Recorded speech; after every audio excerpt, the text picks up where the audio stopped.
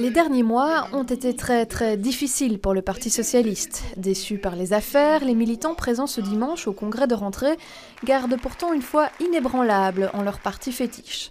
Et l'annonce le 13 septembre dernier par Loretta Kollings de son retrait de la vie politique se digère quant à elle avec philosophie.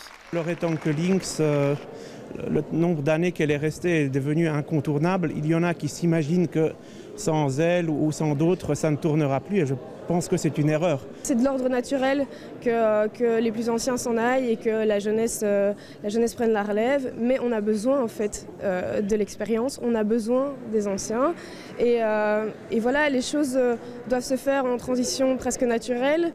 Loretta Kollings quittera son mandat de députée fédérale et sa fonction de présidente de la Fédération bruxelloise du PS au plus tard en 2019.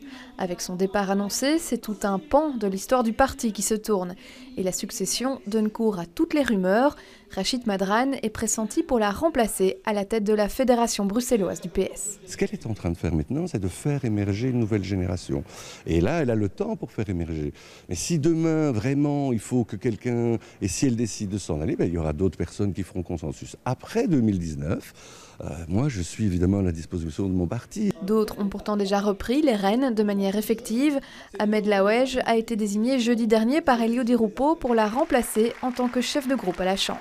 C'est une grande et belle responsabilité, donc je mesure évidemment les enjeux qui sont liés à cette fonction.